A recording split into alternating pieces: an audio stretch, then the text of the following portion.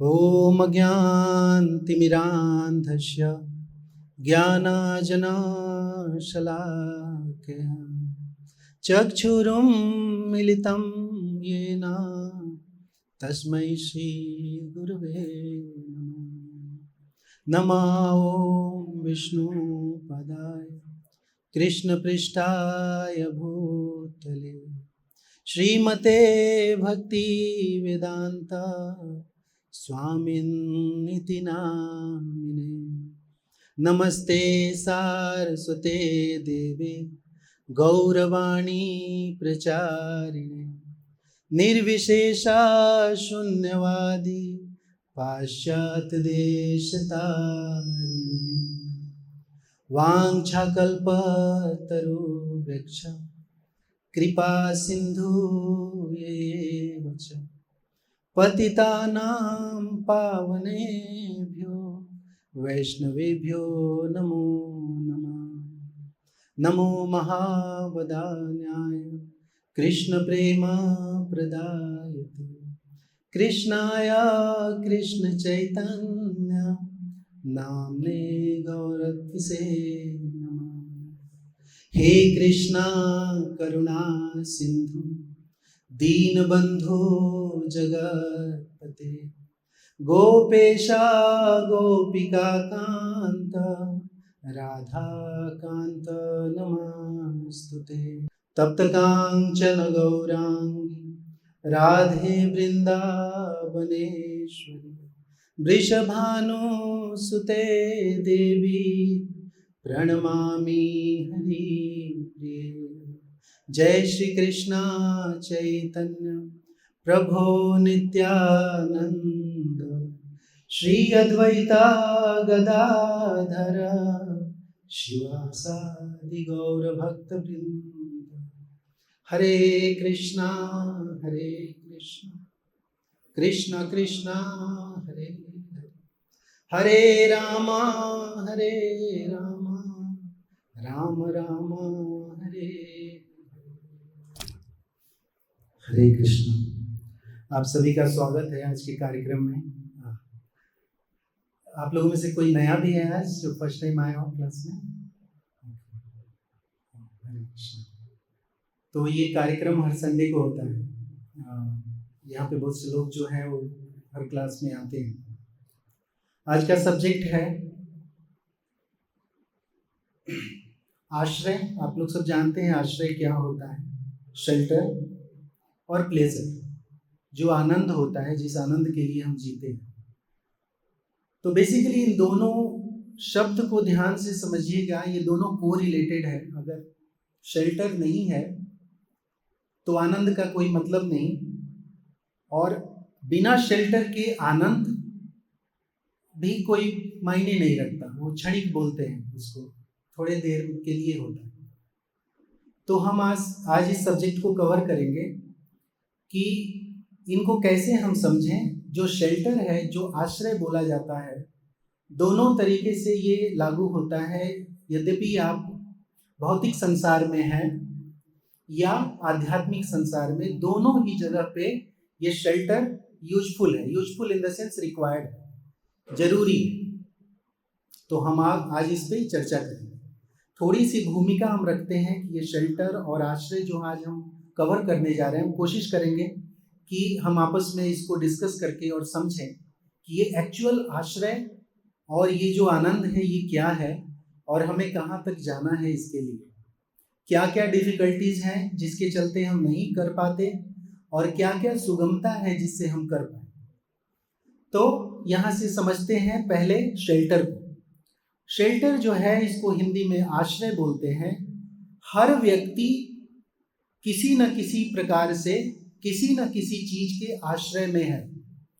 तो अभी हम यहाँ बैठे हैं, हम बोल सकते हैं फिजिकली हम इस छत के आश्रय में हैं, ताकि यहाँ पे हमें पंखा भी मिले, बिजली भी मिले, माइक्रोफोन भी हो, ताकि हम आपसे आसानी से बात कर सकें। तो हम छत के आश्रय में हैं। इसी प्रकार ये आश्रय हर जगह लागू होता है। बच्चा बड़ा होता है, पढ़ता है, लिखता है, शिक्षा ग्रहण करता है, तो वो इसी के लिए करता है कि उस शिक्षा के आश्रय में रह सके, आश्रय का मतलब होता है, जैसे मान लीजिए कि हमने शिक्षा ग्रहण की, पढ़ाई लिखाई किया और कुछ अच्छे पद पे गए। उस शिक्षा का मतलब ये हुआ कि उसी शिक्षा से हमने पद ग्रहण किया, इसलिए शिक्षा की कि मैं अच्छा पद मिले, अच्छा पैसा मिले, ताकि मेरी जिंदगी सुगमता से चल सके। तो किसी भी प्रकार से हम क्या करते हैं, अपनी सेहत पे भी बहुत ध्यान देते हैं। सेहत सबको पसंद है, जाते एक्सरसाइज करते हैं, वॉक करते हैं, अच्छा भोजन करते हैं, ताकि हम स्वस्थ रह सकें। तो एक दूसरे शब्द में ये भी हम शरीर के आश्रय में हैं, कि हमारा शरीर अगर स्वस्थ है तो हम उसके आश्रय में स्वस्थ रहेंगे। वैसे तो आपको पता है हमारा शरीर मेरा शरीर में फर्क है, तो ये मेरा शरीर का मतलब मैं कुछ अलग हूँ और शरीर कुछ अलग है, तो वो सब्जेक्ट अलग है, बट मैं उसी पे बताने की कोशिश कर रहा हूँ कि जब हम इस शरीर के बारे में सोचते हैं, पढ़ाई करते हैं कि पद मिले, पैसा मिले, ताकि इस शरीर को सुखी रख सकूं, व्यायाम करूं, योगा करूं, या जो भी शरीर के लिए भोजन करूं, ये शरीर सुसंगठित हो ताकि मेरा जीवन आसानी से चल सके। तो ये भौतिक रूप से किसी न किसी के आश्रय में रहने की बात है। आश्रय केवल शरीर और शिक्षा का ही नहीं है। आश्रय जैसे मैंने छत बताया, मैं माता पिता भी आश्रय हो सकते हैं, पति भी हो सकती है। तो ऐसे करके हम आश्रय की तलाश में हमेशा रहते हैं। और आश्रय की तलाश में हम क्यों रहते हैं? क्योंकि हमको पता है कि किसी अच्छे आश्रय में जाएंगे तो हमें आनंद मिलेगा, प्लेजर मिलेगा, जिसमें हम दोनों शब्दों पे चर्चा करने वाले हैं। अच्छा, ये प्लेजर जो आनंद है, ये बहुत डीप सब्जेक्ट है। चूंकि हम लोग थोड़ा धीरे धीरे इसको चलेंगे, देखेंगे कितना हम समझ पाते हैं। हम लोग सब सीख रहे हैं कि इन सब चीजों को कैसे समझा जाए, बट स्टिल हम लोग ट्राई करेंगे। तो आनंद का मतलब ये होता है जो परमानेंट। अगर हमारे पास कुछ, जैसे कहा जाता है ना कि अगर हम आनंद की तलाश में हैं, कहते हैं कि हमें ये आश्रय मिल गया, अब हम आनंदित हो गए। लेकिन आनंदित हम तब हो गए जब हम कंसिस्टेंट लंबे समय तक आनंदित हो। नहीं तो ये कैसे हो गया? जैसे कमल के फूल पे, पत्ते पे बूंद होता है, तो अगर वो आनंद आप समझें तो उसका भरोसा है, वो पत्ता ऐसे हिला और गिरा। तो जब हम बिना आश्रय के या बिना किसी अच्छे आश्रय के, जो हमारा सनातन आश्रय है, अगर उसके बिना हम किसी चीज को आश्रय समझते हैं और उसके अंदर आनंद ढूंढते हैं, तो वो उसी समान होगा जैसे कमल के पत्ते पर एक बूंद गिर जाती है, जो उसको भरोसा नहीं, पत्ते पे पूरा टिका हुआ, पत्ता हिला और वो गिरा। तो वो आश्रय और आनंद तो नहीं हुआ ना, वो तो थोड़े समय के लिए था, जो क्षणिक था और चला गया। तो आनंद हम उसे भी नहीं कर सकते क्योंकि थोड़ी देर के लिए। तो ये इन दोनों सब्जेक्ट को आप समझ गए कि शेल्टर क्या है। हम किसी भी तरह से भौतिक हो या आध्यात्मिक हो, हम उसके आश्रय में जाते हैं और जाने के बाद हमें अनंत काल तक वो आनंद मिलता है, वो प्लेजर मिलता है, उसकी हम चर्चा करने वाले।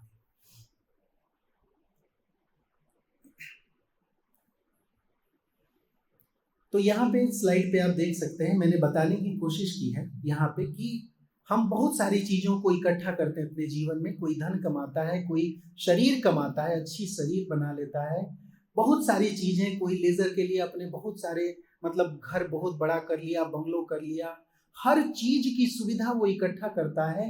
किस लिए? क्योंकि इस आश्रय में मैं रहूंगा तो आनंदित रहूंगा। लेकिन आप सब यहाँ उपस्थित हैं और आप सोचिए 2 मिनट के लिए और प्रयास कीजिए समझने की कि क्या जिन्होंने बड़े बड़े घर बना लिए, बड़े बंगलो बना लिए, सारी सुख सुविधाएं कर ली, अपने शरीर को भी बहुत सुसंगठित कर लिया सारी सुविधाओं के साथ, फिर भी क्या सोच सकते हैं कि वो व्यक्ति परमानेंट आनंदित है? ऐसा कोई यहाँ पे व्यक्ति है जो ये कह सके, या वो किसी एक व्यक्ति को जानता है जिसने सारी सुविधाएं इकट्ठा कर ली, शिक्षा प्राप्त कर ली, बड़े पद पे चला गया, शरीर को बहुत सुशोभित बना लिया, सुंदर शरीर, अच्छा, लेकिन परमानेंटली खुशी है? ऐसा हो सकता है? ऐसा नहीं हो सकता। संभवतः ये मैं बोल सकता हूं, ऐसा नहीं हो सकता। क्यों? क्योंकि भौतिक जगत में ये संभव नहीं है। शास्त्र कहता है कि भौतिक जगत में ऐसे आनंद की कल्पना करना भी ठीक नहीं। क्यों? क्योंकि ये संभव है ही नहीं, तो कल्पना क्यों करें? ठीक है, तो ऐसी कोई भी सुख सुविधा जो हम इकट्ठा करते हैं, अगर उसका आश्रय लेते हैं और हम ये समझते हैं कि सुखी होंगे, तो ये मिथ्या है, ये नहीं हो सकता। तो फिर हम आगे चलते हैं, फिर समझने की कोशिश करते हैं कि जब भौतिक जगत ऐसी चीज है जहां पे कैसा भी आश्रय आप ले लें, आप इस कंट्री के प्रधानमंत्री बन गए, पूरे वर्ल्ड के किसी अच्छे पोस्ट पे चले गए, फिर भी आपको आनंद नहीं मिल रहा है, तब तो कुछ तो प्रॉब्लम है, कुछ तो समस्या है जो हमें ढूंढने में गलती होगी। जैसे हम बोलते हैं ना कि बच्चों को शुरू से ही बताइए कि सही क्या है गलत क्या है, ताकि बाद में उसको ये ना समझे करे ये तो मैंने पूरा लाइफ ही बर्बाद कर डाला, होता है ना। तो ऐसे ही हम अगर आध्यात्मिक रूप से इस बीज को अपने अंदर डाल लें कि सही आश्रय क्या है, सही प्लेजर क्या है, तो शायद हम आज से 20 साल बाद, या हम अभी बहुत लेट भी हो चुके हैं, वो बच्चे 25 साल 30 साल बाद ये ना सोचें अरे यार मैंने तो 25 साल अपने जीवन का व्यर्थ कर दिया, मैं तो सोचा कि मैं आईएएस बन जाऊंगा, मुझे बंगलो मिल जाएगा, शादी हो जाएगी, अच्छी पत्नी हो जाएगी, बच्चे भी अच्छे हो जाएंगे और मैं आनंदित रहूंगा। लेकिन ऐसा तो हुआ नहीं। अगर वो बच्चा बचपन से जानता है कि देखो बेटा, ये जो भी तुम कर रहे हो इस शरीर के लिए है, आत्मा के लिए नहीं है, तो जो भी सुख सुविधाएं तुम करोगे, जितनी मात्रा में करोगे उतनी ही मात्रा में वही सुख सुविधाएं तुमको कष्ट भी देगी। तो ये संसार का नियम है कि आप जितनी मात्रा में जितनी चीजों से लगाव रखते हैं, वो वही चीज उतनी ही मात्रा में आपको दुख देगी। तो इसमें ये नहीं समझना है कि पत्नी है, अरे ये तो दुख ही देने वाली है, तो फिर क्यों विवाह करना, इसको हटा ही देते, चैप्टर ही क्लोज कर देते। नहीं नहीं, कहने का मतलब समझिए, यहाँ है लगाव का, आश्रय का, कि हम आश्रय किसके पास जा रहे हैं उस आश्रय के लिए, ताकि हम अनंत काल तक आनंदित रहें। मैटर वो है, बाकी जो भी हमारी विधि है जीवन जीने की, अगर हम ब्राह्मण हैं या हम सन्यासी हैं तो हमारे कुछ नियम हैं, गृहस्थ हैं तो हमारे कुछ नियम हैं, और उन नियम को पालन करते हुए हमारे आश्रय को ढूंढना हमारा कर्तव्य है। ये नहीं कि अभी बहुत सब कुछ तो सेट हो गया, बस अब यही हो गया, क्योंकि ये प्रॉब्लम भी होता है ना कि जैसे हम एक भक्त हैं, भगवान का भजन कर रहे हैं, कीर्तन कर रहे हैं, लेकिन चूंकि मन हमारा पूरा नहीं लगा, तुरंत शादी हुई, बच्चे हुए, एक अलग ही आनंद आया, तो हम समझो कि वो आनंद नहीं था, ये असली आनंद। और जैसे ही थोड़ा डीप गए, पता चला अरे नहीं नहीं नहीं नहीं, ये आनंद नहीं था भाई, आनंद तो वो था जिसको हमने छोड़ दिया। तो ये ज्ञान का होना हमारे लिए बहुत आवश्यक है कि जो मटीरियल चीजें हैं, जो भौतिक चीजें हैं, वो हमारे आध्यात्मिक आनंद के लिए जरूर मतलब सहायता कर सकते हैं, वो आध्यात्मिक आनंद नहीं। वो मदद करेंगे, बच्चे आपको मदद करेंगे, पत्नी आपकी मदद करेगी, पति आपका मदद कर सकता है, बट वो आध्यात्मिक आनंद है, ये सोचना सही नहीं है। इसलिए इस जीवन को, इस शरीर के लिए जीना, सबको प्रेम देना कहा जाता है, कृष्ण भक्त को नम्र होना चाहिए। देखिए आज गृहस्थों में भी सबसे बड़ी समस्या क्या है? सबसे बड़ी समस्या हम में ये है कि हम नम्र नहीं है, विनम्र बिल्कुल ही नहीं है। देख हमारा ईगो 2-2 मिनट पे चोट खाता है, और 2-2 मिनट पे हम कुछ ना कुछ ऐसा मुख से निकाल देते हैं जो शायद अच्छा नहीं है। तो हमें विनम्र रहना होगा। इस पद्धति में सबसे पहला स्टेप क्या है कि हमें विनम्र रहना होगा। विनम्रता से क्या होता है? देखिए भगवान भी इस चीज को बोलते हैं कि जो व्यक्ति विनम्र होता है वो मुझे जान पाता है। जो व्यक्ति विनम्र होता है वो जान पाता है। क्यों? क्योंकि कृष्ण भक्त जो भगवान की भक्ति करता है, अक्सर आप देखेंगे, देखिए कई तरह के लोग होते हैं, मैं अभी तिलक लगा लिया, धोती कुर्ता पहन लिया, मैं बहुत विनम्र हो गया, ऐसी मतलब ये जरूरी नहीं। लेकिन जो सही में भक्त हैं भगवान के, आप देखेंगे वो बड़े ही विनम्र रहेंगे। छोटी छोटी बातें उनको गुस्सा नहीं दिलाएंगे, अरे ये पत्नी ने ये बोल दिया, पति ने ये बोल दिया, ऐसे कैसे बोल दिया। पति बोला मैं दिन भर काम करता हूँ, इतना मेहनत करता हूँ, तुम कैसे ऐसे बोल सकती हो। पत्नी ने बोला आप, मैं दिन भर लगी रहती हूँ घर में, बच्चों को देखती हूँ, आप ऐसे कैसे बोल सकते हैं। मंदिर में आए कोई भक्त ने कोई टिप्पणी कर दी तो हमें बुरा लग गया कि आप कैसे बोल सकते हो, 4 साल से मैं यहाँ पे आ रहा हूँ, पिछले 10 साल से मैं लगा हुआ हूँ इसमें, आप अब आए 2 दिन पहले, आप मुझे सिखाएंगे। तो ये जो चीज़ें होती हैं, ये तुनक मिजाजी जो बोलते हैं कि थोड़ी देर में हमारे ईगो को ठेस पहुंच जाना, ये विनम्रता कहीं से भी नहीं है। तो एक भक्त को विनम्र होना बहुत जरूरी है ताकि वो शुरुआत कर सके इस भक्ति में आगे बढ़ने का। हम थोड़ा आगे चलेंगे। एक चैतन्य महाप्रभु ने एक श्लोक दिया जो आप सब लोग पढ़ेंगे मेरे साथ। मैं आगे पढ़ूं, आप पीछे से पढ़िए। त्रिनादपि सुनीचेन तरोरपि सहिष्णुना अमानिना मानदेना कीर्तनीय सदा हरि। स्वयं को मार्ग में पड़े हुए तृण से भी अधिक नीच मानकर, वृक्ष के समान सहनशील होकर, मिथ्या मान की कामना न करके, दूसरों को सदैव मान देकर हमें सदा ही श्री हरि नाम कीर्तन विनम्र भाव से करना चाहिए। देखिए, मैं कह रहा हूं, आप सुन रहे हैं, आप भी कहेंगे मैं सुनूंगा। ये आप सब जानते हैं कि ये आसान काम नहीं है। अपने आप को सड़क पे पड़े तृण के समान समझना, ये मतलब हमारे लिए संभव शायद ना हो अभी, लेकिन देखिए कुछ कहा गया है उसका कुछ मतलब होता है। क्यों? भगवान कह रहे हैं यहाँ पे, भगवान चैतन्य महाप्रभु, कि हमें उतना नीचे अपने आप को ले जाना चाहिए और उतना विनम्र करके भगवान का कीर्तन करना चाहिए, तभी हम इस मार्ग पे आगे बढ़ सकते हैं। क्योंकि विनम्रता से ही मुझे पाया जा सकता है। तो भौतिक संसार के आश्रय को पाने के लिए आप समझ गए, विभिन्न प्रकार की क्रियाएं हम करते हैं, पढ़ते लिखते, जो भी मैंने बताया उन सब चीजों को करते हैं आश्रय पाने के लिए, लेकिन उस आश्रय में ढूंढते हैं तो हमारे पास आनंद नहीं रहता।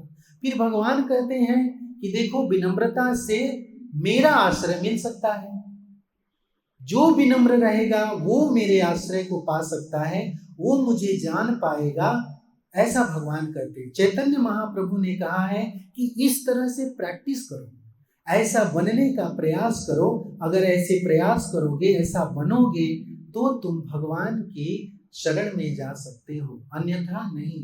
हमारे पास ईगो रहेगा, भगवान तो सबके अंदर है, भगवान तो सबको जानते हैं, हर चीज हम जो भी एक चीज करते हैं भगवान उसको नोट करते हैं।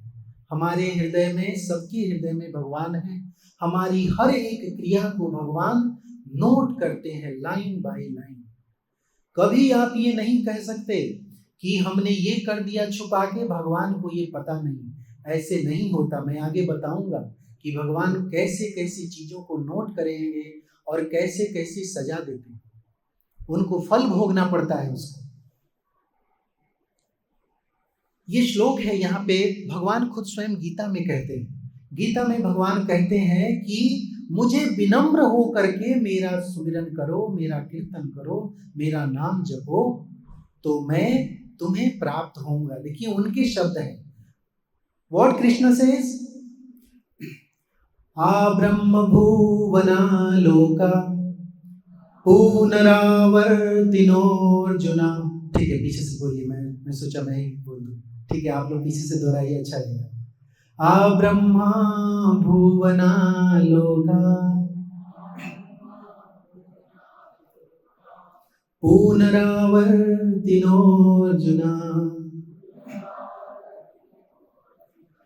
मामुपेत्य तु कौन्तेय पुनर्जन्म न विद्यते।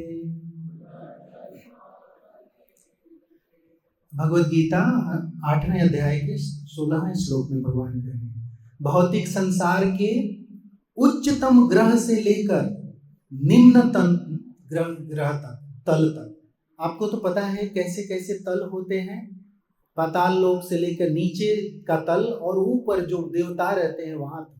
भगवान दोनों की बात कर रहे हैं। ऐसा नहीं कि देवताओं को किनारे कर दिया उन्होंने, वो बता रहे हैं कि वो भी एक जीव ही है। तो उच्चतर ग्रह से लेकर निम्नतम तक सभी दुखों के स्थान हैं, जहां बार बार जन्म और मृत्यु होती है। लेकिन हे कुंती पुत्र, जो मेरे धाम को प्राप्त कर लेता है वह फिर कभी जन्म नहीं लेता। यहाँ पे भगवान मनुष्य से भी निम्न योनियां, उनसे भी निम्न योनियां जो है, उस निम्नतम तल से लेकर के भगवान उच्चतम तल जहाँ पे देवता रहते हैं, सबको बता रहे हैं कि ये सब जो है दुखों का संसार है, दुखों का गढ़ है। यहाँ पे बार बार मृत्यु होती है और बार बार हमें जन्म लेना पड़ता है। इसलिए इसके चक्कर में ना पड़ो, मेरे कहे हुई बात पर चलो और मेरे धाम को प्राप्त करो, वहां पे जन्म मृत्यु नहीं होती। इसको दुखालयम, दुख शब्द यूज होता है ना शास्त्रों में, दुखालयम, दुख का घर, आलय मतलब घर, दुखालय जो दुख का घर कहा गया। तो हम इसके बाद से समझेंगे, भगवान ने भी कहा, चैतन्य महाप्रभु ने भी कहा, चैतन्य महाप्रभु ने कहा कि विनम्र बनो, विनम्र बनोगे तुम भगवान के, तुम धाम मेरे धाम आओगे, मेरी शरणागति पाओगे, मेरे आश्रम में आओगे। और भगवान कह रहे हैं कि समझो ये सारे जो लोग हैं, उच्चतम से लेकर निम्नतम, ये सब दुखालय है, दुखों का घर है। इससे छुटकारा पाने के लिए बताए हुए रास्ते पे चलकर विनम्र बनो, मेरा नाम जपो, मेरे आश्रय में आओ, जहां पे जन्म मृत्यु का चक्कर खत्म हो जाए, समाप्त हो जाए। हम आगे बढ़ेंगे। तो आप लोगों ने जैसे अभी जब हम कंपेयर कर रहे हैं इन चीजों को कि दुखालय क्या है, आश्रय क्या है, आनंद क्या है, इन सब चीजों में एक चीज और वर्णन करना जरूरी है ताकि हम चीजों को और गहराई से समझ सके कि हम किस विषय पे चर्चा कर रहे हैं। तो यहाँ पे जो देवताओं में सर्वश्रेष्ठ है वो इंद्र हैं, और इंद्र की हम चर्चा करने वाले हैं, क्योंकि वहां पे आपको समझ में आएगा कि हमें क्या गलती करनी है, क्या नहीं करनी है, कौन सी गलती अपराध अच्छा नहीं है, किस तरीके से हमको निरंतर भगवान के ध्यान में, सेवा में रहना है, ताकि हम फिर इस दुखालय में लौट कर ना आए और भगवान के धाम जाए। तो जब हम कंपेयर करते हैं, ये जब विनम्रता की बात आती है, जब हमने शुरू किया था कि विनम्र बनना चाहिए, तो विनम्रता की जब बात आती है तो इंद्र की बात करना जरूरी है, क्योंकि आपने सुना होगा सुर और असुर में हमेशा से ही तनाव चलता है। अब ध्यान दीजिएगा आप कि मैं विनम्रता की बात कर रहा हूं और भगवान बोलते हैं कि जैसे ही आप विनम्र बने आप मेरे आश्रय में आ जाएंगे। तो देखिए, क्या आप ये कल्पना कर रहे हैं या सोच रहे हैं कि वो जो असुर है वो विनम्र है? नहीं, देखिए असुर विनम्र नहीं है।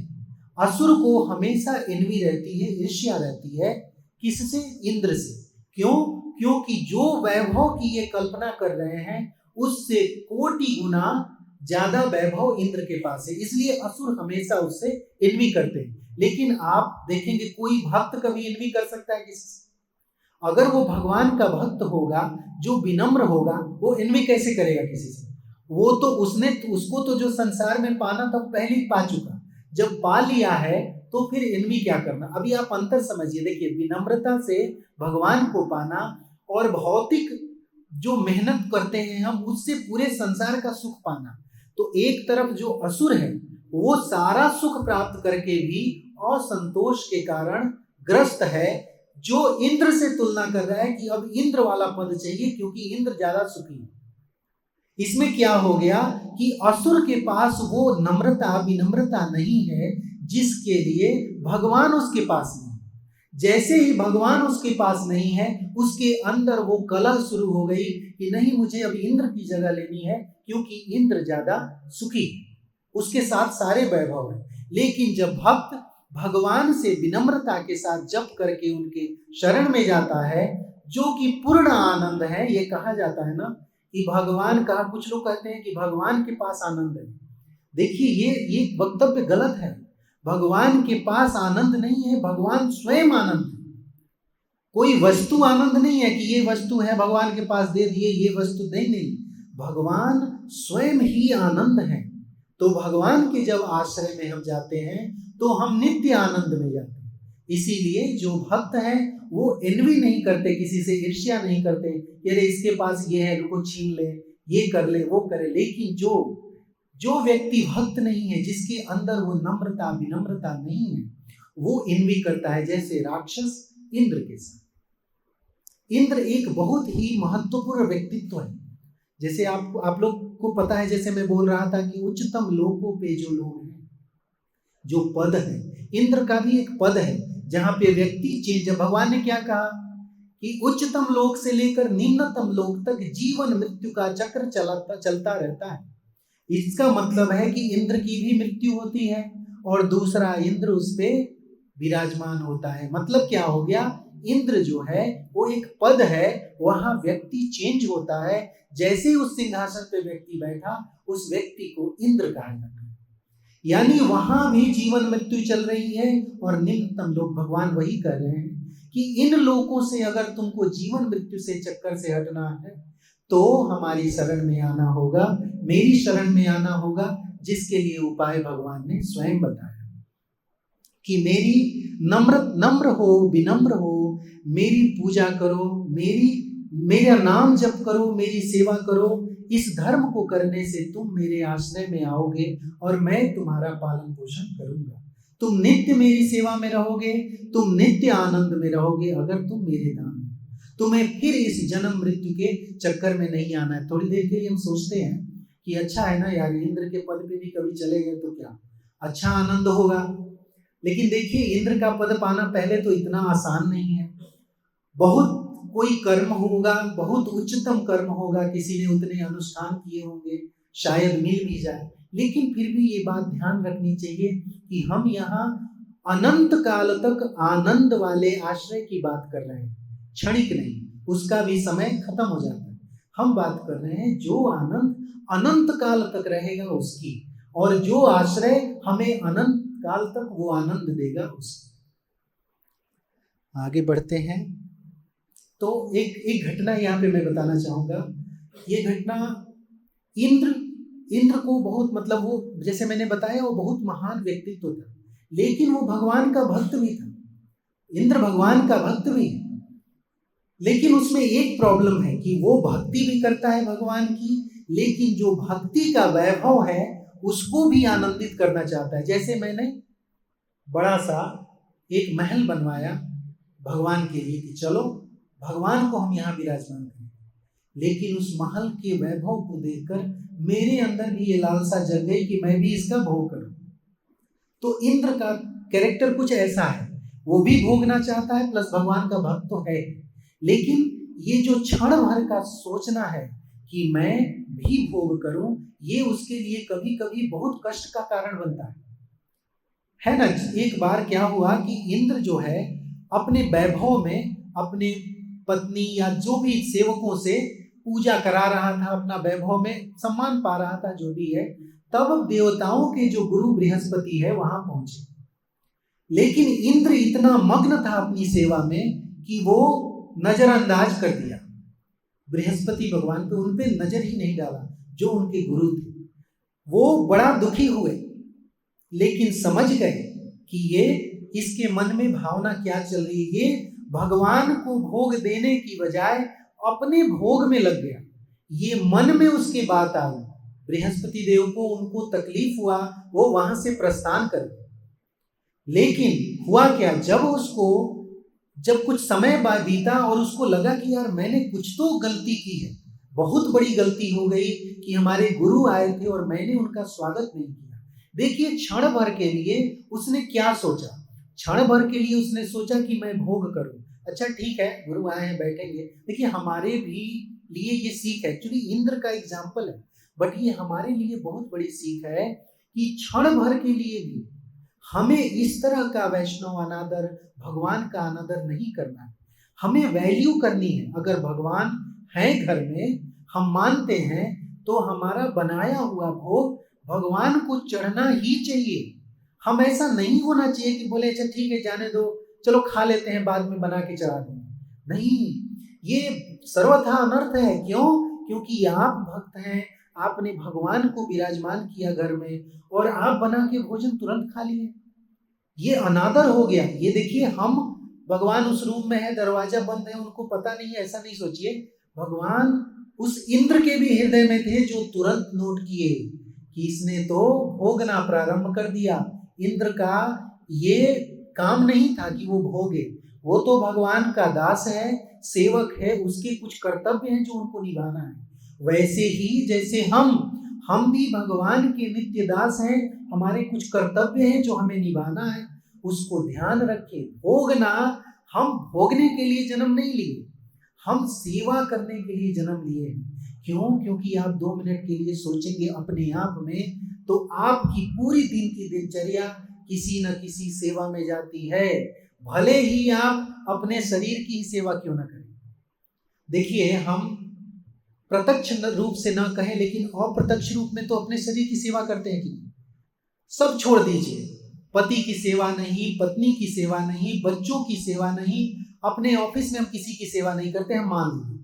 लेकिन कौन ऐसा व्यक्ति होगा जो अपने शरीर की सेवा नहीं करता? करना ही पड़ेगा, क्योंकि वो जानता है कि हमें जिंदा रहने के लिए अपने शरीर को स्वस्थ रखना पड़ेगा। अनेक प्रकार के अच्छे व्यंजन खाना, अच्छे शुद्ध जूस पीना, जो भी हो सके डॉक्टर के पास हर हफ्ते जाना, एक बार मेडिकल चेकअप कर दीजिए, कोई प्रॉब्लम तो नहीं है। हम किसी न किसी की सेवा तो कर रहे हैं, भले शरीर की ही क्यों ना करें। तो हम पैदा ही हुए हैं सेवा करने के लिए, लेकिन क्षण भर के लिए ये भूल जाते हैं कि ये सेवा हमें भगवान करने के लिए ये शरीर मिला है, भगवान की सेवा करने के लिए, न कि जो हम अभी कर रहे हैं। क्षण भर के लिए इंद्र भूला, भगवान उसके हृदय में है, नोट किए, उसके सारे बल, सारा वैभव, सारा साम्राज्य सब नष्ट हो गया पल भर में, और असुर प्रबल हो गए। असुरों ने अपने गुरु का आह्वान किया, उनकी पूजा की, उनको खुश किया, अच्छे अस्त्र शस्त्र लिए, स्वर्ग पे आक्रमण किया, सबको वहां से भागना पड़ा।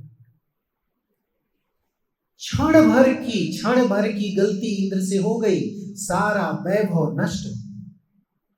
ये हमारे लिए भी सीख है। वैसे भी देखिए, हमारे अपने लाइफ में भी देखिए, आप बहुत सी घटनाएं सोचते हैं। देखिए, कोई व्यक्ति ड्राइव कर रहा है, वो क्षण भर की गलती हमारे अपने भौतिक जीवन में भी है। हम चला रहे हैं गाड़ी और थोड़ा आपका दिमाग इधर उधर हिल जाए, और देखिए आपके साथ साथ आपके साथ जो सवारी है, जो आपके परिवार के लोग हैं, सबका अंत हो जाएगा। क्षण भर की गलती। वैसे ही एक प्रभु जी बता रहे थे, कहानी बता रहे थे कि वो किसी घर से गुजर रहे थे। एक माता जी खाना बना रही थी, लेकिन बार बार आके विंडो पे कुछ देख रही थी, कुछ चेक कर रही होंगी, उनका कुछ कार्य होगा ऐसा जो चाह रही होंगी कि ये भी कर लूं, वो भी ध्यान भटक रहा था। प्रभु जी थोड़ा वो आगे बढ़े, कुछ काम करके थोड़ी देर बाद लौटे तो पूरा घर जल रहा था। हुआ क्या, माता ने थोड़ी देर के लिए अपने ध्यान को किचन से हटा के कहीं और कर दिया, लेकिन उतने ध्यान के हटाने से उनका पूरा घर जल कर रहा। ये हमारे लिए भी सीख है। देखिए, कभी कभी आप देखते हैं, मतलब मैं एक व्यक्ति से सुन रहा था, वो व्यक्ति बता रहा था कि एक आगे से बस जा रही थी, और एक व्यक्ति क्या किया कि वो अपना, ये मतलब होता है ना, कभी कभी हम खिड़की के बाहर अपना हाथ रख देते हैं, बैठ के चल देते हैं, थोड़ा लोग मस्ती में भी करते हैं, कह रहे मुझे कुछ नहीं होता, हवा ले रहा हूँ मैं। वो बता रहे थे कि वो पीछे से कार से जा रहे थे, एक ट्रक गई साइड से, और ट्रक तेजी से जा रहे थे, उसका पूरा हाथ उखड़ गया। देखिए वो कितना समय लगा उसको, कुछ 2-3 सेकंड लगा होगा। उस व्यक्ति ने थोड़ी सी लापरवाही की और उसका पूरा जीवन बर्बाद। तो ये सब एग्जाम्पल, ये उदाहरण क्यों दिया जाता है, महात्मा हमें क्यों बताते हैं? क्योंकि ये हमारे जीवन के लिए भी अति आवश्यक है कि ये हम समझें कि एक छोटी सी गलती हमें इन सारी चीजों से विमुक्त कर देगी, 2 मिनट भी नहीं लगेगा। भगवान वहां पे वही बताने की कोशिश कर रहे हैं कि तुमको विनम्र बनना है, मेरी सेवा करनी है, जो तुम करो उसे मेरे लिए करो। तुम नित्य, ये सही, ये सत्य है और यूनिवर्सल ट्रुथ है कि तुम मेरे धाम आओगे जहां पे ये जीवन मृत्यु सुख और दुख का चक्कर समाप्त होगा।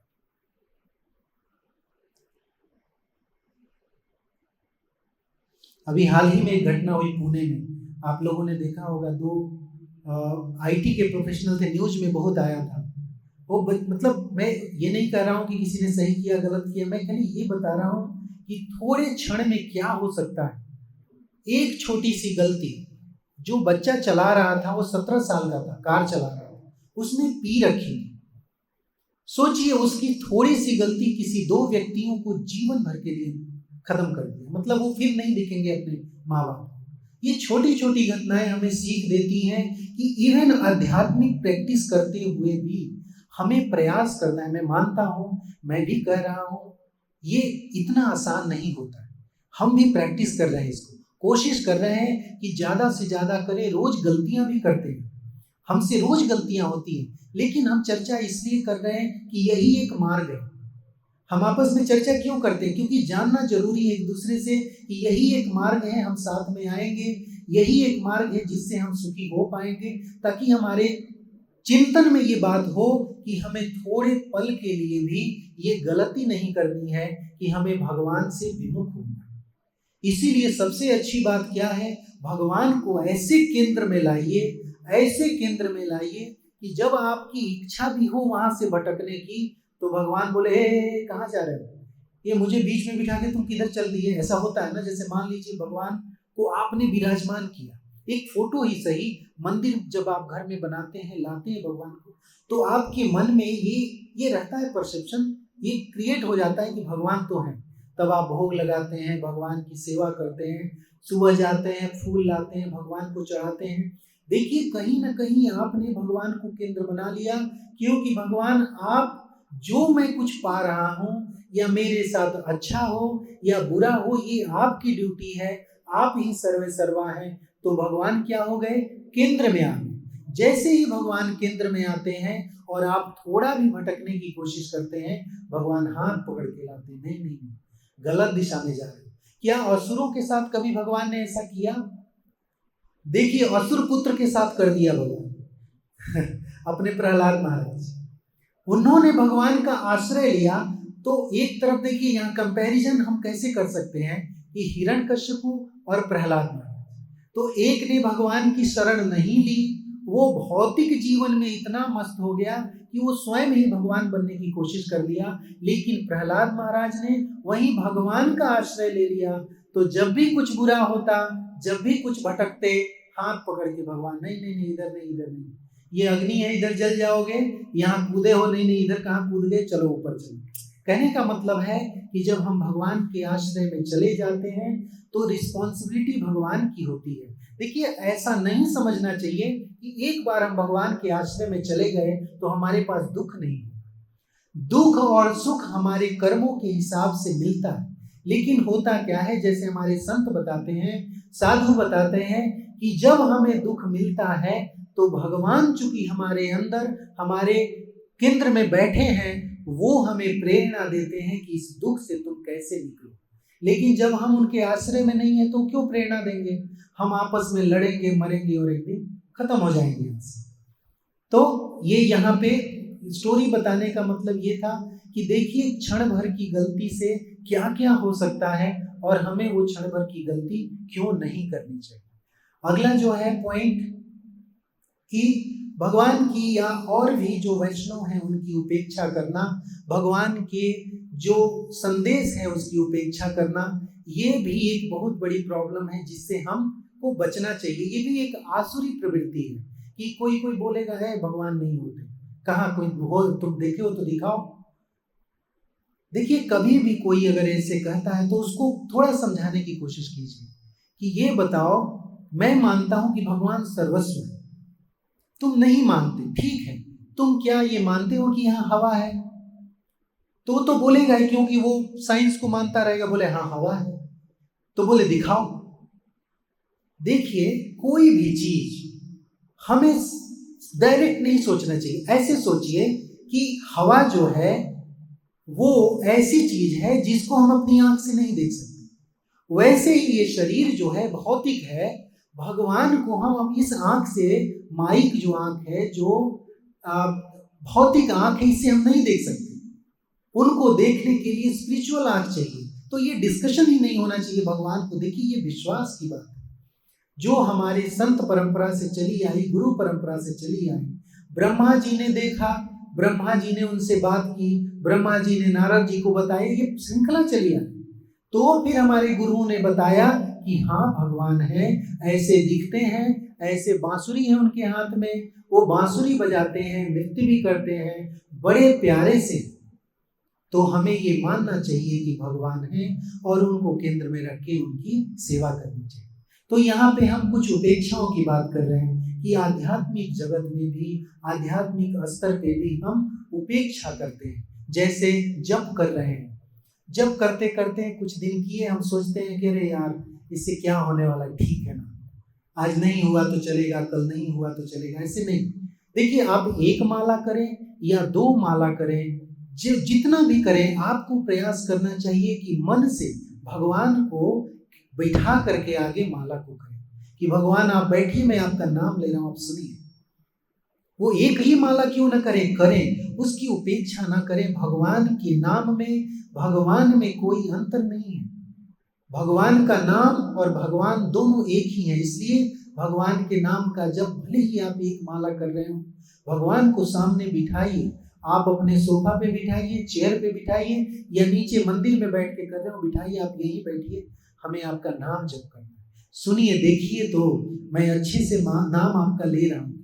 जिस भावना से भगवान का नाम आप लेना चाहते हैं, भगवान के साथ कम्युनिकेट कीजिए, उनसे बातचीत कीजिए, लेकिन करिए, इसकी उपेक्षा ना कीजिए। क्योंकि ये सत्य है कि जिसने भगवान का आदर, सम्मान और प्रेम पूर्वक नाम लिया है, वो भगवान के धाम गया है। तुकाराम जी हमारे प्रत्यक्ष, देखिए, मीराबाई, तुकाराम, हमारे खुद जो हमारे गुरु रहे हैं, हमारे शिक्षा गुरु प्रभुपाद जी, हमारे गुरु महाराज, देखिए, ये कोई साधारण व्यक्तित्व तो नहीं है। इन्होंने भगवान को आत्मसात किया, उनको पाया, तब उनके रोम रोम से, एक बीच में वीडियो आया था महाराज जी का, आप लोगों ने देखा, वो सोए हुए थे और भगवान को आरती कर रहे। ये कोई साधारण बात नहीं हो सकती। जो व्यक्ति अपने आप में, अपने रोम रोम में भगवान को बसा लेगा, उसके साथ यही प्रक्रिया होगी दिन रात 24 घंटे। तो ये कहा जा रहा है यहाँ पे कि हमें, इवन बहुत से लोग बोलते हैं, अरे किताब क्या पढ़ रहे हो, भागवतम पढ़ने से क्या होगा, क्या रोज सुबह लेके बैठ जाते हो। नहीं, देखिए, ये भगवान की वाणी है, भगवान की वाणी, भगवान के भक्तों की वाणी बार बार उच्चारण होना चाहिए। आपके घर में अगर 4 सदस्य हैं तो कोशिश करना चाहिए कि एक साथ बैठे, किसी दिन किसी ने पढ़ा, किसी दिन किसी ने पढ़ा, ऐसे बैठ के भगवान के शब्दों को, भगवान की वाणी का उच्चारण होना चाहिए, गूंजना चाहिए कि भगवान ने देखो ये कहा, भगवान के भक्त ने ये कहा। ऐसे हमें अपने जीवन को जीना चाहिए। तो ये कहा गया है कि मतलब इस तरीके से हमें जीवन को जीना चाहिए ताकि हम भगवान के और करीब जाएं। वैसे चैतन्य महाप्रभु ने भी, आप लोगों को पता होगा, घोषणा की थी कि जो व्यक्ति विनम्र रहेगा, विनम्र भाव से भगवान के नाम का जप करेगा, वो इन सारी चीजों से छुटकारा पाकर मेरे धाम को प्राप्त हो। अगला है देवतागण। जैसे आप लोगों को पता होगा कि जब भी कोई विकट परिस्थिति आती है, इवन देवताओं के पास, तो वो भी किसका आश्रय लेते हैं, भगवान का आश्रय लेते हैं। क्यों? क्योंकि वो जानते हैं कि वो भी कहीं ना कहीं उसी जन्म मृत्यु के जाल में है, जैसा भगवान पहले ही बता चुके हैं। उत्तम कोट जो स्तर है और निम्नतम जो, उन दोनों के बीच में जो भी है, इनकी जन्म मृत्यु का श्रृंखला चलता है। तो भगवान जो देवता भी हैं, वो भी जानते हैं कि उनकी भी मृत्यु हो सकती है। भय से जब असुर आक्रमण करते हैं तो वो भी भगवान के पास ही जाते हैं आश्रय लेने। कोई भी व्यक्ति, इवन जब भगवान ने यहाँ अपनी लीला की, आप लोगों को याद होगा, जब युद्ध छिड़ा तो अर्जुन को युधिष्ठिर महाराज ने भेजा। इवन दुर्योधन, जो कि भक्त नहीं था भगवान का, केवल एक संबंधी था, दुर्योधन की बेटी और भगवान के पुत्र का विवाह हुआ, तो एक तरह से समझी थी। लेकिन फिर भी दुर्योधन उनके पास गया ये रिक्वेस्ट लेके कि आप हमारी मदद कीजिए। किसी न किसी प्रकार से किसकी शरण ले लिया जा रहा है यहाँ पे? भगवान की, क्योंकि वही एक आश्रय है। देखिए वैसे भी हम जब पूरे तंग हो जाते हैं लाइफ में, जब कोई विकट परिस्थिति आ जाती है, पति पत्नी आपस में बैठ के बात करते हैं, सिचुएशन का कोई समाधान नहीं होता, तो दोनों पूरे परिवार के साथ मिल के कहाँ आते हैं? मंदिर आते हैं। बहुत कम ऐसे मनुष्य होंगे, मैं वैसे नहीं बात कर रहा हूँ जो कि नास्तिक हैं या जो नहीं मानते, लेकिन आप परसेंटेज देखेंगे तो वो या तो मंदिर आएंगे या किसी साधु के पास जाएंगे कि देखिए ऐसी परिस्थिति है मेरे पास, मैं क्या करूं, कुछ सूझ नहीं रहा। तो वही एक आश्रय है। जब कोई भी यहाँ से लेकर देवताओं से लेकर निम्न कोटि के जीवों तक, जैसे एक मान लीजिए एक हाथी जो क्या है, वो मनुष्य से भी नीचे उसकी योनि है, लेकिन उसने भी गजेंद्र का नाम आपने सुना होगा। जब विकट परिस्थिति में आई तो किसका नाम लिया? भगवान। क्यों? क्योंकि आपको समझना होगा कि एक ही आश्रय स्वयं भगवान है, उनके अलावा कोई आश्रय नहीं है जो आपको अनंत काल तक सेफ रह सके। कोई नहीं। आपको फिर इसी जन्म मृत्यु के चक्कर में पटका जाएगा, आप फिर से जन्म लेंगे, फिर अपने कर्मों के अनुसार मृत्यु होगी, फिर जन्म होगा, और ये श्रृंखला न जाने कितने लाख वर्षों से चला आ रहा है। 84 लाख योनियां हैं, न जाने हमने कितनी सारी योनियां इसी में भटकी और अभी भी भटकने वाले। इसीलिए प्रभुपाद जी इस पे बार बार जोर देते थे कि आप लोग नाम जप करें, मेरी पुस्तकों को पढ़ें, गीता पढ़ें, भागवतम पढ़ें, ताकि भगवान के एकमात्र सूत्र जिसके सहारे आप भगवत धाम पहुंच सकते हैं, उसका नॉलेज आपको हो सके, ताकि आप अपने जीवन को सार्थक बनाएं और आने वाली जो जनरेशन है उनके भी जीवन को सार्थक बनाएं। बच्चों को भी ये सारी चीजें पिरो दे बचपन में कि ये शरीर के लिए जीना बहुत अच्छा है, लेकिन इससे आसक्त होना ठीक नहीं, क्योंकि उसके बाद तुमको कोई बचा नहीं पाएगा। तो हम शरीर के लिए सब कुछ करें। एक भक्त को उच्चतम से उच्चतम स्तर पे जाना चाहिए। क्यों नहीं जाना चाहिए? हमें पूरा प्रयास करना चाहिए कि हम उच्च स्तर पे जाएं और वहां भी भगवान को हम ऐसे रिप्रेजेंट करें कि भगवान हमारे आराध्य हैं। आज मैं प्राइम मिनिस्टर बन गया तो भी इन्हीं के कारण बना, मैं बहुत बड़ा क्रिकेटर बन गया तो इन्हीं के कारण बना, अगर मैं साधु बना तो इन्हीं के कारण बना।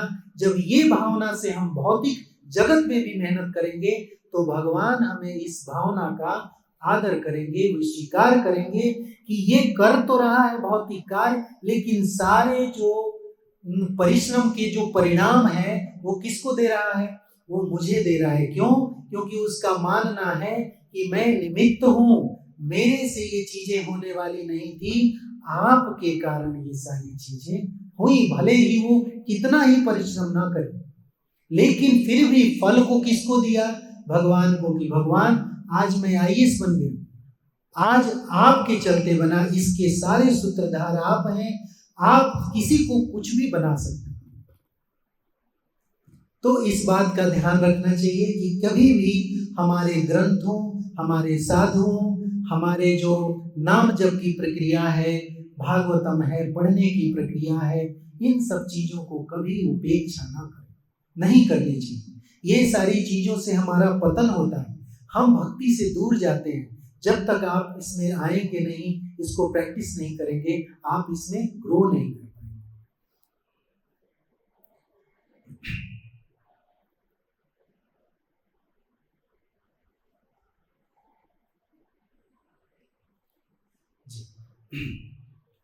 तो प्रभुपाद जी ने बहुत सारे चीजों में ये मेंशन भी किया है कि जो हमारा आध्यात्मिक जगत है और भौतिक जगत है, इसमें फर्क ये है कि जब आप आध्यात्मिक जगत में भगवान के साथ रहते हैं तो वहां पे कैसे रहता है कि उनका सानिध्य, वो आनंद में आप रहते हैं।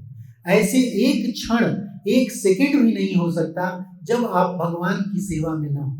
लेकिन यहाँ पे ये डर रहता है हमेशा कि कोई जो ज्यादा आकर्षित करने वाली चीजें हैं, अगर वो हमारे मन में आ गई तो हम भटक जाते हैं थोड़ी देर के लिए। देखिए, हम मनुष्य हैं, हमारा स्वभाव है अच्छी से अच्छी चीजों को पाना। केवल यही नहीं, हमारे इंद्र तक को जो बताया मैंने सबको है, इन सारे लोगों में ये भावना है। लेकिन आध्यात्मिक जगत में केवल वो आनंद जो भाव है वो केवल भगवान के लिए इसलिए है कि हम उसी आनंद में रहते हैं, उनकी सेवा में रहते हैं। भौतिक जगत में सेवा तो हम करते हैं, लेकिन कुछ और भी आकर्षित चीज जब भी आ जाती है हमारे सामने, तो चांसेस ये रहते हैं कि हमारा जो भावना है वो विमुख हो जाता है क्षण भर के लिए, कि हम इधर चले, ये ज्यादा आनंद करने वाले। जैसे अगर न्यू जनरेशन को देखें, नई जनरेशन को टेक्नोलॉजी हो गया, फिल्में हो गई, ये बहुत आकर्षित करता है। लेकिन देखिए, कहीं ना कहीं एक समय पे जा करके आप बहुत सी स्टोरी सुनी होंगी कि उन लोगों को जो ऑलरेडी वहां हैं, वहां से छोड़ के भाग रहे हैं। क्यों भाग रहे हैं? क्योंकि वो पाने के बाद उनको पता चला कि अरे नहीं, इधर आनंद नहीं है, इधर सुख नहीं है, इधर तो बहुत समस्या है। वो ज्यादा समस्या है जब हमारे पास कुछ नहीं था, 10,000 रुपए कमाते थे, 2 रोटी खाते थे, उससे भी ज्यादा दुख इधर है। जबकि हमारे पास बहुत बड़े ऐशो आराम की सारी सुविधाएं हैं, तो भी हम दुखी। ये जो टॉपिक है यहाँ पे है कि नए भक्त माया में जल कर कृष्ण की शरण लेते हैं, जो आत्मसंतुष्ट हैं वे शरण लेने में शिथिल हो जाते हैं। देखिए, इसका मतलब ये हुआ कि नया नया कोई अगर भक्ति में आता है तो क्या रहता है, वो या तो कहीं से बहुत प्रताड़ित रहेगा या कुछ दुख में होगा, वो भगवान की शरण में आ जाए। तो उसको जब भी कुछ सिखाते हैं, बताते हैं, वो बहुत ही एक्साइटमेंट के साथ उसको करता है। वो समझता है कि बस अब इसमें कोई गलती नहीं होनी चाहिए, एकदम जो कहा गया, जो प्रभु जी कह रहे हैं, अब इसमें घुस जाना। लेकिन कुछ समय बीतता है, 2 साल बीता, 3 साल बीता, फिर हम संतुष्ट होने लगते हैं। चलो सुबह में उठा, माला किया, फिर भगवान को भोग लगा दिया, ठीक है, थोड़ा ग्रंथ भी पढ़ लिए, चलो अच्छा तो चल रहा है, कोई बात नहीं। फिर ये जो स्थिरता है वो उसको विमुख कर देती है इन सब चीजों से। क्यों? क्योंकि जैसे नदी जो बहते रहती है, उसके पानी को देखेंगे साफ रहता है, चमकते रहता है। जो नदी बहेगी देखेंगे आप, वो शीतल रहेगी, चमकते रहेगी, क्योंकि वो लड़ लड़ के सारी बाधाओं को पार करके फिल्टर होते हुए चलते। लेकिन वो नदी जो रुक गई, उसका क्या हाल होता है? आप देखे होंगे, आपके घरों के आसपास कोई गड्ढा होगा, कोई तालाब होगा, पानी रुक गया, वहां पे मच्छर कितना इकट्ठा हो जाते हैं। क्यों? क्योंकि पानी सड़ जाता है।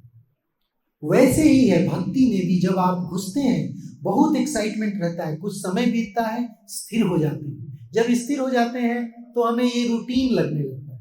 जब रूटीन लगता है तो फिर इससे अच्छी वस्तुएं आकर्षित करने लगती हैं। फिर क्या होता है? हम विमुख हो जाते हैं। हमें प्रयास करना चाहिए कि आज जहां हैं हम इससे और उन्नति कैसे करें। अगर मेरा पहला बीड जो है भगवान के नाम का बढ़िया से उच्चारण कर रहा है, तो मुझे कल प्रयास करना चाहिए कि दूसरा बीड भी उतनी ही इंटरेस्ट के साथ हो। ऐसे करते करते हम तो बहुत ही उतने अच्छे व्यक्ति नहीं हैं हम लोग, लेकिन फिर भी कोशिश कर सकते हैं। हो सकता है 10 साल बाद, 20 साल बाद, 25 साल बाद एक माला बढ़िया से होने लगे। अगर एक माला अच्छे से होने लगे, फिर प्रयास करना चाहिए कि उसके बाद हमें कोशिश करें कि एक माला और हो। तो ये प्रयास जारी रहना चाहिए। आज हम भगवान को 20% शामिल किए हैं, कल प्रयास करना चाहिए कि भगवान को और कौन कौन सी जगह पे शामिल कर सकते हैं। शुरू बहुत, जैसे हम भगवान को लाते हैं तो बड़े ही सावधानी पूर्वक उनको लाते हैं, सावधानी पूर्वक लाते हैं कि चलो भगवान को इतना तक ठीक है, इसके आगे थोड़ा दिक्कत हो जाएगा, मुझे हो सकता है कि खाने में स्वतंत्रता ना मिले, तो यहीं तक रखो। अच्छा ठीक है, उनको कुछ स्वीट वगैरह भोग लगा दो, ठीक है, हम लोग अपना जो बनाएंगे खा लेंगे, भगवान को फूल और कुछ मिठाई चलेगी। फिर आप एक स्टेप आगे बढ़ते हैं, फिर सोचते हैं कि नहीं, भगवान केवल मिठाई क्यों खाएंगे, उनको राइस और दाल भी खिलाना चाहिए। तब आप शुद्धता से राइस दाल बनाते हैं। फिर बोलते हैं कि क्यों भगवान पनीर की सब्जी क्यों नहीं खा सकते, मैं पनीर की सब्जी बनाऊंगा, बनाऊंगी और फिर भगवान को भोग लगाऊंगी। ऐसे जो है हमें प्रयास जारी रखना चाहिए कि जीवन में भगवान के लिए उन्नति कैसे हो, भगवान के लिए भावना में उन्नति कैसे हो, ताकि हम प्रभावशाली ढंग से भगवान के करीब जा सकें। एक एक गुण को भगवान को लगाना है। आज हम बहुत परिश्रम करते हैं, 2 पैसे भी कमाते हैं। देखिए एज अ गृहस्थ, हम गृहस्थ हैं, हमारी भावना ऐसे काम करनी चाहिए कि अगर मैं आज कमा रहा हूं तो ये भगवान की कृपा से कमा रहा हूं, इसका कुछ अंश भगवान की सेवा में लगनी चाहिए। देखिए आप लोग ऐसे ना समझें कि सेवा केवल पैसा उठाया और किसी को दे दिया, नहीं। सेवा आपके घर से शुरू होती है। घर को क्लीन करना, उसमें भी खर्च लगता है। मंदिर को क्लीन करना घर के, उसमें भी खर्च लगेगा। भगवान के अल्टर को बढ़िया बनाना, उसमें भी खर्च लगेगा। तो आपकी कमाई का हिस्सा भगवान में लग रहा है। फिर आप पुष्प अच्छे लाएंगे, उसमें भी लग रहा है। अच्छे व्यंजन बनाएंगे भगवान की सेवा में, वो भी पैसा लग रहा है। तो एक एक गुण को, एक एक कर्म को जब भगवान की सेवा में आप लगाते हैं तो आपकी उन्नति होती है, और इस उन्नति से आप भगवान की उपेक्षा नहीं करते, भगवान के साथ मिलते हैं और उनकी सेवा करते हैं, ताकि आपकी भक्ति बढ़े। जितना इन्वॉल्व होंगे भगवान से, भगवान भी आपके साथ उतना ही इन्वॉल्व होंगे। जब पहली बार आप मंदिर आते हैं, कुछ कष्ट हो, कोई भी कष्ट हो, आप जैसे ही मंदिर में घुसते हैं और भगवान को देखते हैं, आप कल्पना कर सकते हो कितना सुख आपको मिलता है। कभी कभी हम दुख से रो देते हैं भगवान के सामने। आप कभी याद कीजिएगा वो क्षण, देखिए हमारे सबके जीवन में वो क्षण आया होगा जब हम फर्स्ट टाइम कभी दुखी होंगे, भगवान के सामने आए होंगे और श्री राधा मदन मोहन जी को देख के हमारे आंसू आ गए होंगे, या पहली बार उनको देखा, तो जो सुकून और जो शांति हमें मिलती है उसको आप रिकलेक्ट कीजिएगा, कभी फिर से दोहराइएगा, सोचिएगा वो सुख किस लेवल का होता है। वो क्यों होता है? क्योंकि आपकी भावना इतनी प्रगाढ़ है भगवान से मिलने के लिए, अपने दुख को बताने के लिए, कि उस भावना से भगवान तुरंत कनेक्ट होते हैं। आप ये कभी मत समझे कि भगवान कनेक्ट नहीं हुए। देखिए एक लड़का लड़की, एक पति पत्नी जब आकर्षित होते हैं तो आपको क्या लगता है, केवल लड़का आकर्षित हुआ या केवल लड़की आकर्षित हुई, केवल पति आकर्षित हुआ, केवल पत्नी? नहीं, ऐसा संभव नहीं है। आकर्षण दोनों तरफ से होता है। जिस दिन भगवान को देख के आपको आकर्षण हुआ, आपको 100% ये मानना चाहिए कि भगवान के भी अंदर मेरे लिए फीलिंग हो रही है, इसमें कोई मिथ्या नहीं। लेकिन हम आए भगवान के सामने, हमारे अंदर कोई फीलिंग नहीं हो रही है, फिर हम कैसे मानेंगे कि भगवान हमारे लिए फीलिंग रखें? तो कहा भी जाता है कि जब एक कदम हम आगे बढ़ते हैं, भगवान उधर से दौड़ के 10 कदम आते हैं। तो वैसे ही जो मैंने इसलिए ये बात कही कि आप सब लोगों ने इसका अनुभव किया। जब दुख में आप भगवान को देखते हैं तो तुरंत लगता है कि कोई तो अपना है जो मुझे समझने की कोशिश कर रहा है। वो भावना को याद रखें और उसी भावना से जब आप भगवान के मंदिर में जाएं तब वो भावना दिखाएं। जब आप खाना खा रहे हो तो भावना दिखाएं, सो रहे हो तो भावना दिखाएं, पढ़ रहे हैं तो वही भावना होनी चाहिए, और कोई कार्य कर रहे हो तो भगवान के प्रति भावना सटीक वही होनी चाहिए कि भगवान जो मैं हूँ, जो मैं कर रहा हूँ, जो मेरे साथ होने वाला है और जो हुआ है, इस सब के जिम्मेदार आप हैं, मैं तो निमित्त हूं। इसलिए जिस व्यक्ति की बात हो रही थी कि पहले आया, उसकी भावना थी, धीरे धीरे वो भावना फेड होने लगती है, हमें उससे बचना है। उसमें निरंतर, एक दिन प्रभु जी बता रहे थे कि देखिए आज हम लोग ऑफिस में मीटिंग चल रही थी तो प्रभु जी मेंशन कर रहे थे कि देखिए आज जो हम वहां हैं, अगर हम रुक गए तो हम बिखर जाएंगे। इसका मतलब क्या हुआ? बिखरने का मतलब ये हुआ कि जो हमारी भक्ति अभी ट्रैक पे आई भी नहीं है वो ट्रैक से उतर जाएगी। पैर रखने जा रहे हैं हम लोग भक्ति के मार्ग में, अगर हम प्रोग्रेस करने की बात मन में न लाएं तो हम पीछे आ जाएंगे। क्यों? क्योंकि माया प्रबल है। जितने प्रबलता से हम भगवान के बारे में सोचते हैं उतनी उसके कई गुना ज्यादा प्रबलता से माया हमें खींचती, जिससे हम विमुख हो जाते हैं भगवान से। इसलिए उस दिन प्रभु जी ये हम लोगों को बता रहे थे कि आप लोगों को और सेवाओं में इन्वॉल्व होना है, अपने कर्मों को और भगवान को देना है। जैसे मैं बता रहा था कि अगर आप 2 पैसे कमा रहे हैं तो आपको पैसे का कुछ परसेंट भगवान की सेवा में लगाना ही चाहिए। इससे आप शुद्ध होंगे, क्योंकि आपके परिश्रम को जिसने सार्थक किया है वो भगवान है। आप एक कदम नहीं चल सकते अगर भगवान की इच्छा नहीं। ये सत्य है। हम एक कदम डालते हैं, भगवान की उसमें इच्छा है, इसलिए हमें वो ग्रेटिट्यूड फील करना चाहिए भगवान के प्रति कि भगवान आज आपने मेरे पैर को स्वस्थ रखा, जिससे मैं 2 कदम चल पाया और अपने कर्मों को कर पाया। इसलिए कर्मों का एक प्रयोजन बनाना चाहिए हर गृहस्थ को।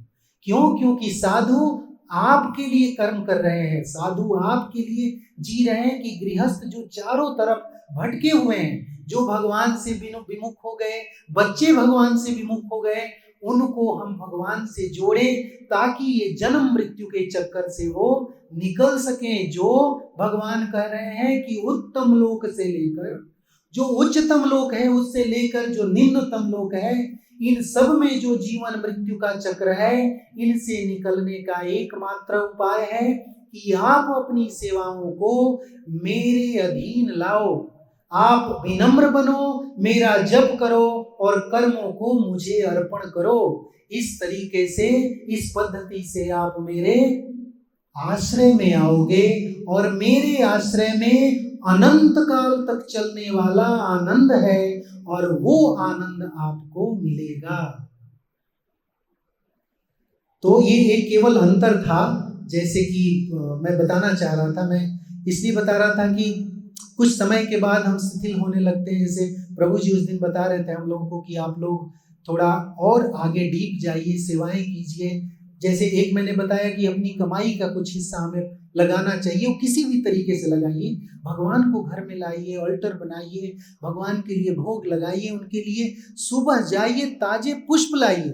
देखिए, भावना से सब कुछ होता है, भावना ही सब कुछ कराती है। भाव अगर नहीं है तो फिर हमें ये सब कुछ एक ना, जैसे बता रहा था, रूटीन हो जाएगा। माला जपना रूटीन हो गया, भागवतम पढ़ना रूटीन हो गया। भावना लाना हो, सुबह उठे, चलिए आप 7 बजे जगते हैं, 8 बजे जगते हैं, लेकिन जब जगते हैं तो आप नित्य कर्म करके तुरंत मार्केट भगे कि भगवान के लिए ताजे पुष्प लाऊं, जो भगवान को अर्पण करूं, भगवान के लिए ताजे भोग लगाऊं, अर्पण। इसमें भी धन लगता है, तो अपनी कमाई का कुछ हिस्सा धन भगवान में लगाना है, किसी भी तरीके से लगाना। कुछ पैसे हम घर की क्रियाओं में लगा दिए कि भगवान के लिए ये चाहिए, घर की सफाई होनी चाहिए, भगवान रहते हैं। कुछ साधु के पास जाएं कि ये कुछ धन है मेरे पास, 100 रुपए है मेरे महीने में, ये रखिए, आप किसी धर्म के काम में लगाएं। ये हमारा नित्य धर्म होना चाहिए। अगर हम ये नहीं करते हैं, कहीं ना कहीं हम फिर उस पैसे को माया में लगाएंगे। माया में लगाने का मतलब है कि धन का उपयोग नहीं होगा, दुरुपयोग। इसलिए धन को उपयोग में कैसे लगाया जाए, इस पे हमें बराबर चिंतन करना है, सोचना है। क्यों? क्योंकि यही एक माध्यम है जी जो हमें भगवान के पास अटैच कराएगा। नहीं तो हम कमाएं, खाएं और पूरा मस्त घूम रहे इधर उधर, जो भी करें, भगवान की कोई कल्पना ही नहीं है। जब अचानक कोई घटना हमारे सर पे गिर जाती है तो हम दौड़ के आते हैं कि अरे भगवान ये क्या हो। नहीं, ऐसा न कीजिए। आप निरंतर भगवान के साथ रहिए, भगवान की सेवा कीजिए, अपने कर्मों को करते हुए बहुत अच्छा कर्म करें, उच्चतम पुष्ट पे जाएं, लेकिन भगवान को छोड़े नहीं। भगवान को अपने कमरे में रखें, वहां कहें कि आप ही हैं जो ये सब कुछ करा रहे हैं और ये सब कुछ आपका है। ये भावना हमेशा बनाए रखना है।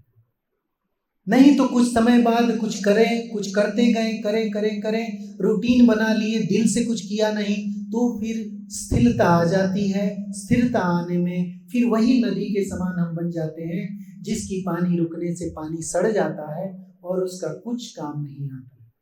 ना वो पानी किसी जानवर के पीने के लायक रहेगा, मनुष्य की तो बात छोड़ो।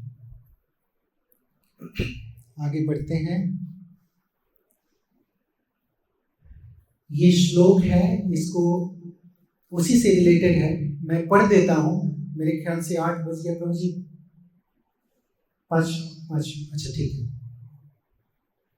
मैं जल्दी से कवर कर देता हूँ। ये श्लोक को नोट डाउन कर लीजिए, क्योंकि आगे कुछ और बताना है तो लेट हो जाएगा। इसको नोट डाउन कर लीजिए, भगवद गीता 7वें अध्याय का 14वां श्लोक। यहाँ भगवान कहते हैं, मेरी यह दिव्य शक्ति जो प्रकृति के तीनों गुणों से युक्त है, पर विजय पाना कठिन है, किंतु जो लोग मेरी शरण में आ गए हैं वे इसे आसानी से पार कर जाते हैं। जो हम लोग अभी चर्चा कर रहे थे, भगवान इसी बात को कह रहे हैं। ये सब भगवान के शब्द हैं, इसलिए आप लोग इसको लाइटली नहीं लीजिएगा। ये भगवान स्वयं अपने मुख से हम लोगों को कह रहे हैं कि हमारी शरण में आने से, मेरी शरण में आने से ही तुम्हारा कल्याण।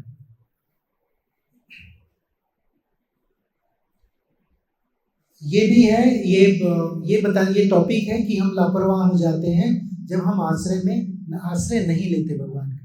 तो इसमें देखिए कुछ चीज़ों को हाईलाइट करना होगा कि वैसे भी आप सामाजिक जीवन में जब आप देखते हैं, जैसी आप संगति करते हैं वैसा आपका माहौल बनता है। आप किसी अपने बच्चे को किसी ऐसे बच्चे के साथ रखिए जिसकी भाषा अच्छी नहीं है, वो कुछ अभद्र भाषा बोलता है या जिसके क्रियाकलाप अच्छे नहीं है, या खुद भी आप माताएं हैं, प्रभु जी हैं, आप किसी ऐसे व्यक्ति का संगत कीजिए जिसका व्यवहार कुशल नहीं है, तो आप देखेंगे कुछ समय बाद वो अपना प्रभाव देना शुरू करें, फिर हम उसके प्रभाव में आ जाते हैं। तो देखिए सब कुछ मिला के ये सोचना जरूरी है कि हमें निरंतर ऐसे माहौल में रहना है, भक्तों के संग रहना है, मंदिर में आना है, घर में ऐसा माहौल बनाना है जहाँ पे कीर्तन हो, कथा हो, बच्चे भी सुने, बच्चे भी कहें। जब ये हम माहौल बनाते हैं, हमें कोई गलती नहीं करते कि हम थोड़े समय के लिए भी कहें अच्छा चलो 1 महीना अभी नहीं करेंगे, 1 महीने बाद नहीं।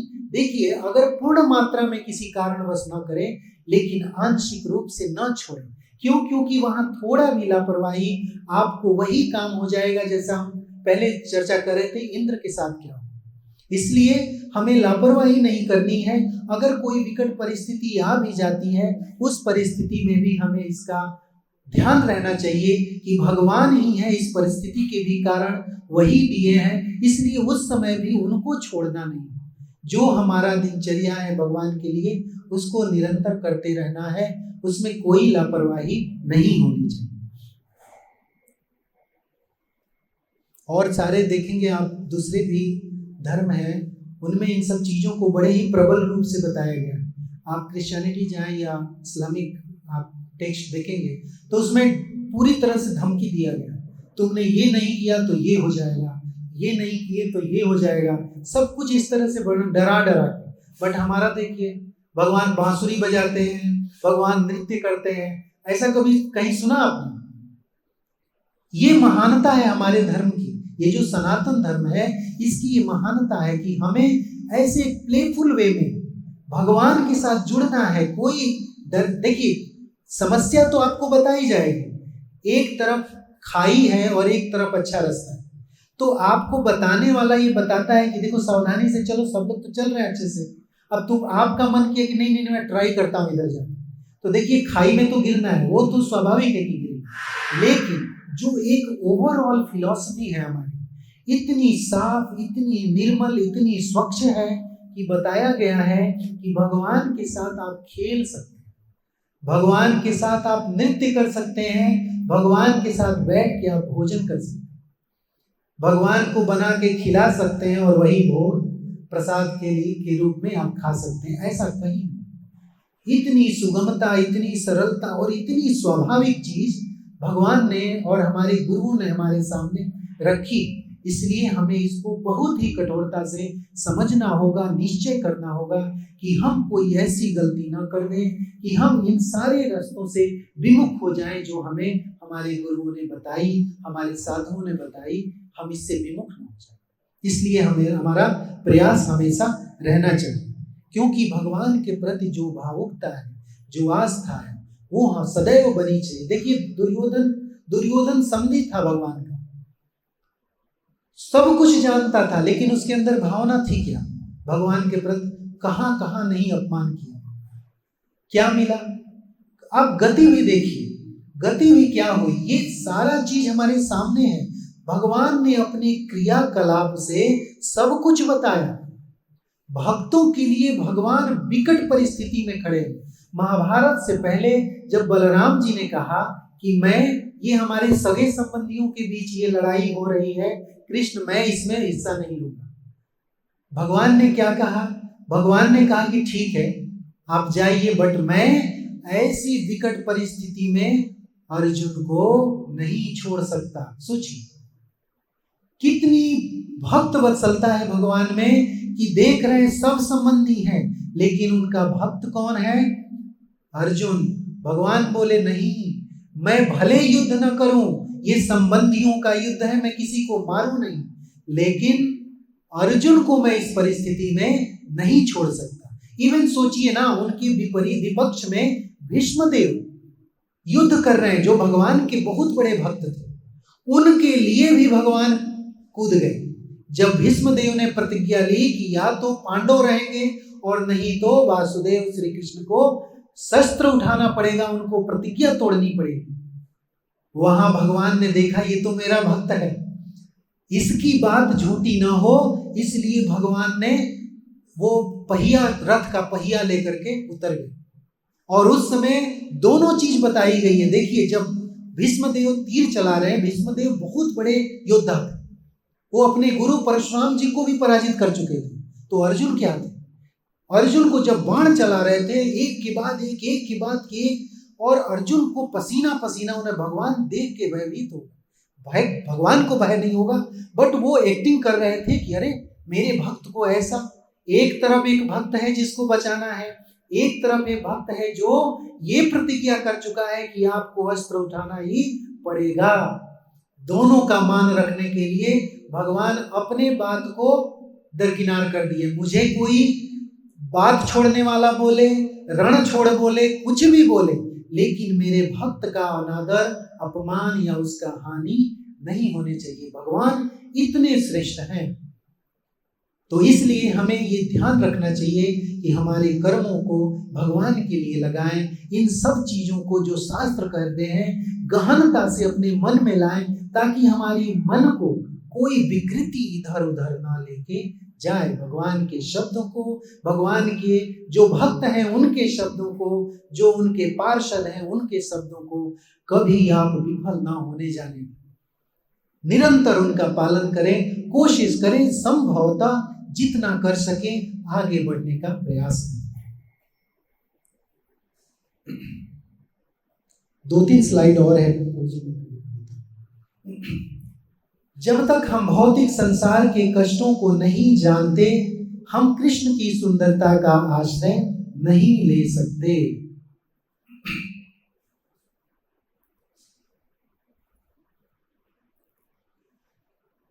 अभी एक मैं एग्जाम्पल आपको बताता हूं, वो समझने के लिए। कोई वस्तु आपसे बहुत दूर रखी हुई, कोई वस्तु बहुत दूर रखी है और उसकी बहुत अच्छी व्यवस्था है, मतलब वो बहुत सुंदर है, और मैं यहाँ से आपसे बैठे, मैं आपको बताने की कोशिश कर रहा हूँ अरे वो चीज़ बहुत अच्छी, वो बहुत बढ़िया है, लेकिन आपके मन में ये भावना होगी कि यार क्या पता वो अच्छी होगी, अच्छी चीज़ होगी, नहीं होगी, मैं उसका सुख ले पाऊंगा, नहीं ले पाऊंगा। ये मन में व्यथा हमेशा रहेगी।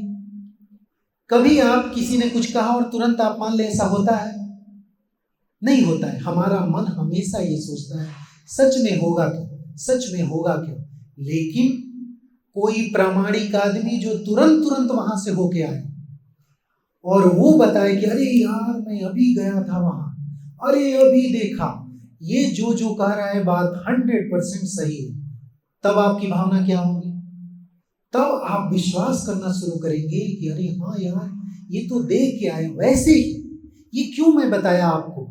इसलिए क्योंकि जब कोई विश्वास पात्र स्रोत जो होता है आपको भगवान के बारे में बताता है, तो आपको विश्वास होना चाहिए कि ये व्यक्ति तो भगवान को आत्मसात किया, इसने तो भगवान से बातें की है, तो मैं इसकी बातों को क्यों ना मानूं। देखिए 2 मिनट के लिए हम मान लिए, चलिए छोड़ दे, भगवान आए हमें अर्जुन के माध्यम से उपदेश दिए, हम नहीं माने, लेकिन जब अर्जुन आके मुझसे बोल रहा है तो हमें थोड़ा सोचना चाहिए, अरे इसी से भगवान बोल। ऐसे ही हमारे गुरु महाराज, हमारे प्रभुपाद जी हैं, ये लोग कौन हैं?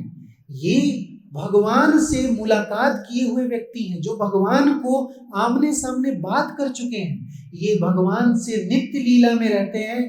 ऐसे व्यक्ति जब किसी चीज को कहता है तो हमें उसमें शंका नहीं रखनी चाहिए, कोई बात की शंका ना हो। क्यों? क्योंकि वो तो भगवान के पार्षद हैं।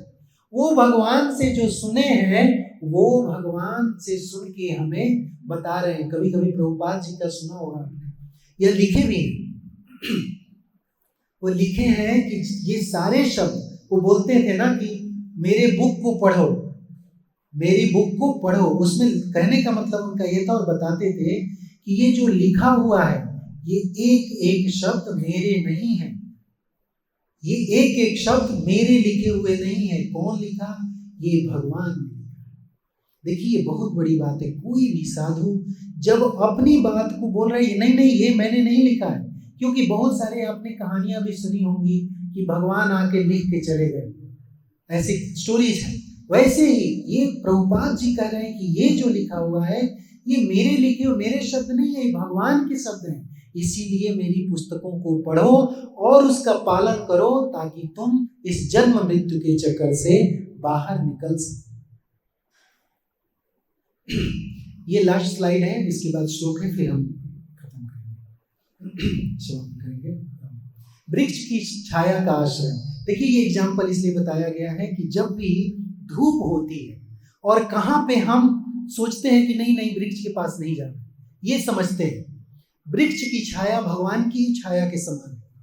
तो जब वृक्ष खूब कड़ी धूप हो या वर्षा हो रही हो तो क्या होता है, हम तलाशते हैं कि वृक्ष किधर है, हम जाएं।